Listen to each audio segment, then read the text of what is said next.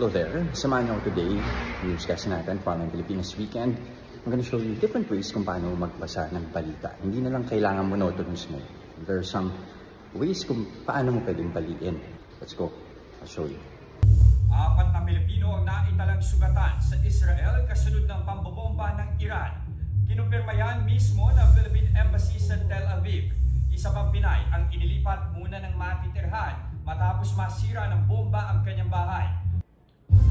Mga kapatid, handa na ba ang mga chikiting sa kanilang gamit pang eskwela bukas?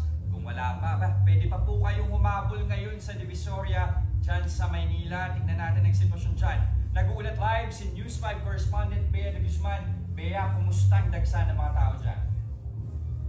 Sa ating ulan panahon, patuloy pa rin makararanas ng pagulan ng ilang bahagi ng bansa ngayong gabi hanggang bukas. Apektado pa rin kasi ng Intertropical Convergence Zone o ITCZ ang Mindanao at silangang bahagi ng Visayas.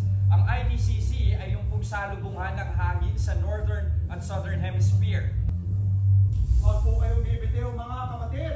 Magbabalik!